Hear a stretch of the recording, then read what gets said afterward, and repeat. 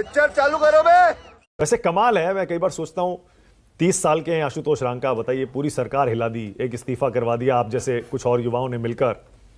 कभी सोचा था आशुतोष जब लंदन में काम कर रहे थे वापस आएंगे, ऐसी मुहिम चलेगी और हम लोग पूरा मीडिया आशुतोष को बैठाएगा और पूछेगा भाई देश में क्या चल रहा है? सोचा था कभी? नहीं, देखिए, जब मैं लंदन था तब भी ये तो बहुत क्लियर था कि भारत वापस आना है, क्योंकि हमारे जैसे लोग जिनका इस तरह का एजुकेशन बैकग्राउंड है, जिनको इस तरह की प्रिविलेज हासिल है, अगर हम लोग आकर देश नहीं सुधारेंगे तो कौन सुधारेगा? कब तक हम दूसरों से उम्मीद लगाकर बैठेंगे कि कोई और आए और देश को ठीक करे? तो ये तो बहुत क्लियर था कि आकर वापस भारत के लिए कुछ करना है। किस शेप और फॉर्म में वो चीज़ होगी, मुझे लगता है कि वो बहुत सारी चीज़ों पे डिपेंड करता है। कई सारी चीज़ें आपके हाथ में भी नहीं होती है, लेकिन मैंने हमेशा कहा है कि बहुत खुशी है मुझे और बहुत ग्रैटिट्यूड है कि मुझे इस तरह का मौका मिला, इस तरह का प्लेटफॉर्म मिला युवाओं की बात रखने के लिए, युवाओं के मुद्दे उठाने के लिए। और बहुत खुशी है कि युवाओं ने जिस तरह का समर्थन और प्यार सीजेपी को दिया है और जिस तरह का मोबिलाइजेशन सीजेपी के साथ हुआ, जिससे हम इतनी बड़ी जीत हासिल कर पाए, वो अपने आप में अकल्पनीय है। और इसके लिए हम तहे दिल से देश के युवाओं का शुक्रिया अदा करते हैं कि वो लोग अपने हक के लिए खड़े हुए और सही मुद्दे के लिए उन्होंने लड़ाई लड़ी। ठीक है, अब आगे का भी प्लान बता दीजिए। 2 दिन की आपकी जो मीटिंग हुई अभिजीत दीपके के घर पर, उसमें क्या क्या तय हुआ है? हमने तो सुना कि एक लंबा चौड़ा एजेंडा है, कुछ पदाधिकारी भी, ऑफिस बेरर्स भी आपने तय कर दिए हैं। सब ये मान रहे हैं कि आप भी आम आदमी पार्टी की तरह कॉकरोच जनता पार्टी को चुनाव में जरूर उतारेंगे। केजरीवाल जी भी पहले बोलते थे नहीं आऊंगा, पॉलिटिक्स में नहीं आऊंगा, आ गए, बैठे हैं आशुतोष, गवाह हैं उसके। नहीं मानक जी, देखिए, जब आईएएससी हुआ था तब मैं 11th क्लास में था और मैं जेई की तैयारी कर रहा था, तो मैंने उस समय तो बहुत डिटेल्स फॉलो नहीं की थी कि किस तरह से आईएएससी मूवमेंट प्रोग्रेस किया। लेकिन जो हमारा डिस्कशन हुआ पिछले 2 दिन में वो काफी क्लियर था कि जो हम लोगों ने 2 महीने का एज अ पॉलिटिकल मूवमेंट हासिल किया, हम उसी राह पर चलते रहना चाहते हैं। क्योंकि आज देश की पॉलिटिक्स की स्थिति, राजनीति की स्थिति किसी से छुपी नहीं है। एक बहुत क्लियर सिचुएशन है जहाँ पे ब्रॉडर पॉलिटिकल डिसल्यूजनमेंट है और इंस्टीट्यूशनल इंटेग्रिटी पूरी तरह से कॉम्प्रोमाइज्ड है, जिसमें आपके इलेक्शन कमीशन हो, चाहे जुडिशरी हो, चाहे ईडी सीबीआई का मिसयूज हो। तो उन हालातों में हमें अभी ठीक नहीं लगा पॉलिटिक्स में उतरना। हमें लगा कि हम एक इफेक्टिव पॉलिटिकल प्रेशर ग्रुप की तरह कंटिन्यू करेंगे तो ज्यादा इफेक्टिव होंगे। और किस तरह से इस आंदोलन को देश के कोने कोने तक पहुंचाया जाए, किस तरह से एक संगठन बनाया जाए जो आगे जाकर और लोगों की बात मुद्दे उठाए, इसको किस तरह से हम लोग डिसेंट्रलाइज कर सके, इस बारे में चर्चा हुई। ठीक है, ओके, एक सवाल और, उसके बाद मैं इस मंच को खोलूंगा, बाकी हमारे 4 पंडित भी आपसे सवाल पूछेंगे। जब वो बातचीत हो रही थी, 2 बार बातचीत हुई ना आपकी नड्डा जी से और जितेंद्र सिंह जी से। एक बार तो हम देख रहे थे शायद आप कुर्सी पर बैठे थे, लोगों ने बहुत उसके वीडियो वायरल किए, ट्रीट कर करके गोला बना के उसके फोटो भी खूब वायरल किए। पहली बार कुर्सी पर बैठाया, दूसरी बार सोफे पर बैठाया। आपको भी लगा फर्स्ट और सेकंड मीटिंग में कुछ बदला था बॉडी लैंग्वेज में, जिस तरह आपको ट्रीटमेंट मिला उसमें, आशुतोष? नहीं, देखिए, मीटिंग तो एक्चुअली 3 बार हुई थी, क्योंकि 20 जुलाई को भी नड्डा जी हम लोगों से मिले थे। एक ऑब्वियसली सरकार की तरफ से रिस्पॉन्स जो है वो बहुत चेंज हुआ, क्योंकि 20 तारीख को एक मतलब इस तरह से ट्रीट किया गया कि हम जाकर बस ज्ञापन देकर आ रहे हैं and meeting is pretty much over.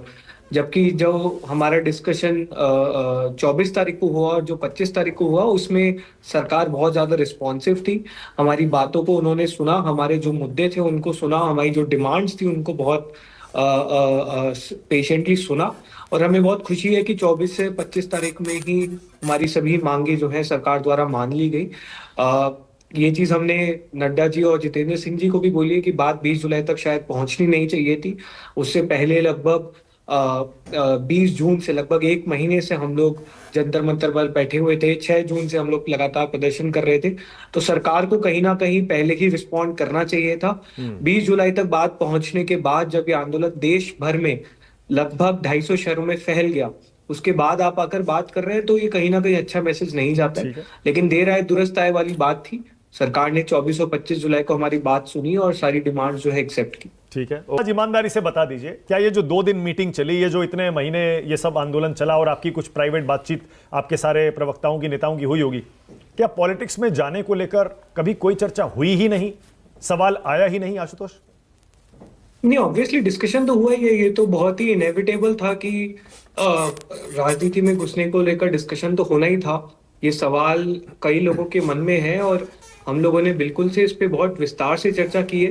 लेकिन कहीं ना कहीं जो आशुतोष जी बोल रहे हैं, हमें अभी जो अपना रोल है उसको लेकर काफी क्लैरिटी दिखी कि we want to continue existing as an independent political force. अभी बोले तो for now, get into for now जी यू मीन, फॉर नाउ।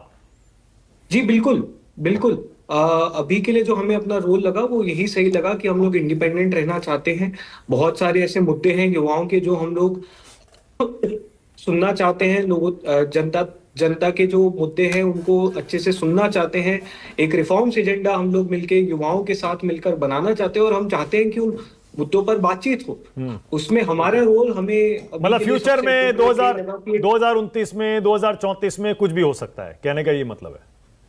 देखिए मानक जी, जितना मेरा शॉर्ट स्टेंट रहा है पब्लिक लाइफ में, मुझे यही समझ में आया, never say no to anything. आज के कॉन्टेक्स्ट में जो हमारी पोजीशनिंग हमें सबसे बेहतर लगी उसमें हमें यही ठीक लगा कि अभी हम लोग एक इंडिपेंडेंट प्रेशर ग्रुप की तरह एग्जिस्ट करते हैं। ठीक है। और अगले कुछ महीने हम लोग चाहते हैं कि हम जमीन पर उतरे, ज्यादा से ज्यादा लोगों तक पहुंचे, ज्यादा से ज्यादा शहरों तक पहुंचे, ज्यादा से ज्यादा गांवों तक पहुंचे और इस देश के लोगों के साथ मिलकर एक रिफॉर्म्स एजेंडा तैयार करें और फिर उस रिफॉर्म्स एजेंडा को पुश करें। ठीक है, उसके ओके। बाद आगे क्या रहता है मुझे लगता है कि वो वक्त बताएगा, देश के लोग बताएंगे कि किस तरफ हमें जो है आगे बढ़ना चाहिए। ठीक है, ओके। अब इसमें एक सवाल और जोड़ लीजिए छोटा सा, और वो ये, आप पर आरोप तो यही लगेगा कि आप तो पूरी तरह एंटी बीजेपी, एंटी संघ, एंटी गवर्नमेंट हैं। आप किसी भी और विपक्षी दल के खिलाफ कुछ बोलते ही नहीं है। तो आप ये जो प्रेशर ग्रुप बनेंगे, ये सिर्फ सरकार पर ही प्रेशर बनाएगा या फिर जो ऑपोजिशन पार्टीज की गवर्नमेंट से उन पर भी प्रेशर बनाएगा? नहीं मानव जी, अभी केंद्र में सरकार किसकी है?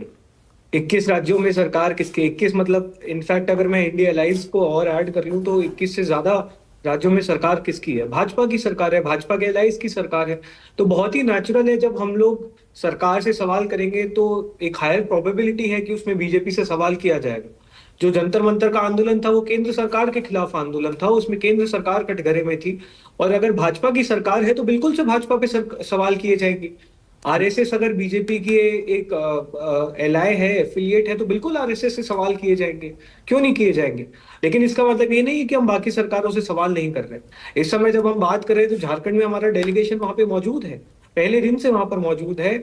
हम लोग जो भी चीजें जंतर मंतर पे सीखे हैं वो उन लोगों के साथ शेयर कर रहे हैं, लगातार उनसे बातचीत कर रहे हैं, उनसे समझ रहे हैं, उनके मुद्दों को सपोर्ट कर रहे हैं। तो इसमें तो मेरे को लगता नहीं है कि कहीं भी किसी भी प्रकार का कोई सवाल है कि किसी एक पर्टिकुलर पॉलिटिकल पार्टी को टारगेट करेंगे या सरकारों से सवाल करेंगे। लड़ाई सरकारों से है तो बिल्कुल से जो भी सरकार में होगा, जिस भी राज्य में होगा, उनसे सवाल किया जाएगा। ठीक है, ओके। अनंत विजय मुस्कुरा रहे थे, उसके बाद आ रहा हूं विनोद जी और सतीश जी। पहले अनंत विजय। अनंत, हाँ कुछ कहना चाह रहे हैं, कुछ पूछना चाह रहे हैं तो कह दीजिए। नहीं, मैं सिर्फ मैं अपने संपादक जी की बात पे मुस्कुरा रहा था। उनको अभिजीत दीपके की बातों को सुनते हुए महात्मा गांधी, जवाहरलाल नेहरू, अंबेडकर, इन सब की याद आई तो मुझे 2011 याद आ गया। फिर 2011 में भी गांधी जी याद आए थे लोगों को। अगर आपको ध्यान हो तो अन्ना हजारे को गांधी जी कहा गया था। अरविंद केजरीवाल ने भी कहा था कि हम स्वराज के मुद्दे पर चलेंगे। स्वराज नाम से एक किताब भी लिख दी थी उन्होंने। तो गांधी तो यहाँ हर कोई इन्वोक करता है जो भी राजनीति में आना चाहता है। और आशुतोष जी बैठे हैं, आशुतोष रांका बैठे हैं यहाँ, और इन्होंने बहुत ईमानदारी के साथ इस बात को स्वीकार किया कि अभी के समय में नहीं होना चाहिए। देखिए, एक बार जो राजनीति की टोपी पहन लेता है वो टोपी उतारना बहुत मुश्किल होता है। और आशुतोष रांका ने राजस्थान में आम आदमी पार्टी की राजनीति की टोपी पहनी हुई है।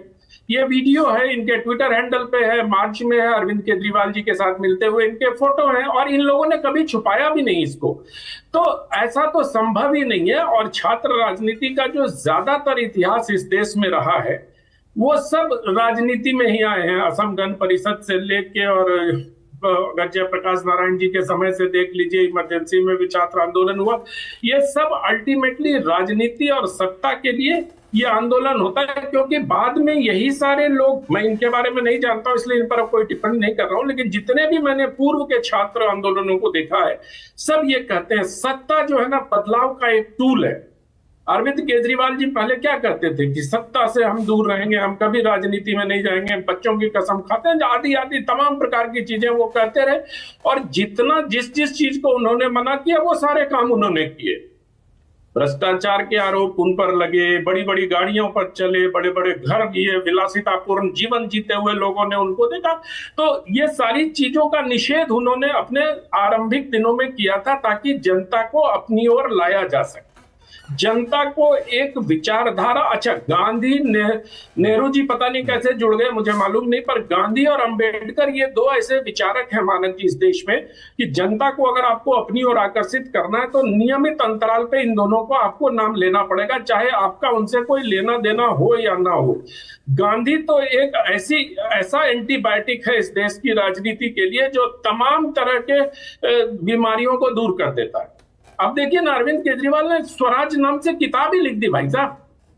तो उसके पहले भी जैसा मैंने कहा, इसलिए इन लोगों को, ये लोग भी अंततः, जो मेरा अपना आकलन है इतने दिनों के पत्रकारिता का, कॉकरोच जनता पार्टी भी राज्य मतलब इस देश की राजनीति में आएगी और राजनीति में ये कहते हुए आएगी कि युवाओं के लिए बदलाव करने के लिए सत्ता में होना बहुत जरूरी है, बगैर सत्ता में हुए इस देश में संवैधानिक तरीके से बदलाव नहीं किया जा सकता।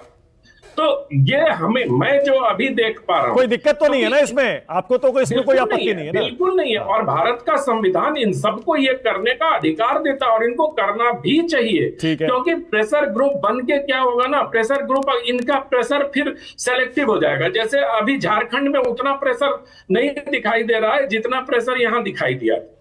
झारखंड में भी आशुतोष रंका ने कहा कि इनके लोग वहां उपलब्ध हैं, मौजूद हैं, जो भी होंगे भी, मैं इस बात से इनकार नहीं करता हूं। लेकिन जिस प्रकार की सक्रियता जंतर मंतर वाले आंदोलन में कॉकरोच जनता पार्टी की दिख रही थी, उस प्रकार की सक्रियता झारखंड में नहीं दिखाई दे रही है। अच्छा अनंत, मैं ये चाहता हूं आप कम से कम ये तो मान लीजिए, आशुतोष रंका, अभिजीत दीपके, सौरभ दास और बाकी लोगों ने वो देखा जो ना पूरा हिंदुस्तान का विपक्ष देख पाया, ना मीडिया देख पाया, कोई नहीं देख पाया। क्या आप देख पाए थे अनंत? और क्या आप हैरान नहीं है इस बात से कि कुछ लड़कों ने मिलकर इतना बड़ा आंदोलन खड़ा कर दिया, उस सरकार को हिला दिया जो बोलती थी हमारे यहां इस्तीफे नहीं होते? मैं तो सिर्फ मानता ही नहीं हूं, इनको साधुवाद देता हूं, इनका अभिनंदन करता हूं कि इन्होंने वो न सिर्फ देखा बल्कि उसको इंप्लीमेंट भी किया भाई। अब उसके कारणों में मैं नहीं जाता हूं, उसके कारण पर नहीं। हम तो, भारत तो हमेशा परिणामोन्मुख चीजों को देखते रहे, तो परिणाम इन्होंने दिखाया। इन्होंने छात्रों के हित में आवाज उठाई, इन्होंने सरकार को झुकाया, उसका शिक्षा मंत्री का इस्तीफा दिया। ये तो सब कॉकरोच जनता पार्टी के कारण ही हुआ ना। अब उसके बाद इन सब की साख अब इस बात पर निर्भर करेगी कि ये किस प्रकार के रिफॉर्म प्रपोजल लेकर आते हैं। क्योंकि देखिए, ये सब चीजें ठीक है कि जन आंदोलन कर दिया, सरकार को झुका दिया, ये सब कर दिया, लेकिन अल्टीमेटली अगर छात्रों को कुछ नहीं मिलेगा तो वो तो ठगे हुए महसूस किए जाएंगे। धर्मेंद्र प्रधान के इस्तीफे से छात्रों का क्या भला हुआ? अब इस बात को इंश्योर करना होगा कि इनके जो पवित्र मुद्दे उठाकर आए हैं ये जनता के सामने या छात्रों के सामने, वो सारे मुद्दों से छात्रों का हित सधे। अगर हित सधेगा, उनका अच्छा होगा, तभी छात्र इनके साथ जाएंगे। अन्यथा मुझे लगता है कि अगर राजनीति में गए तो उस बियाबान में खो जाने का संकट भी इनके समक्ष उपस्थित है। अब आशुतोष रंका आप देख लीजिए, अनंत विजय ने भी वही बात कही है, राजनीति में उतरना होगा तो बहुत सोच समझ कर उतरना होगा। इस समय जो सपोर्ट आपको मिला जंतर मंतर पर, हो सकता है वो ना मिले आशुतोष।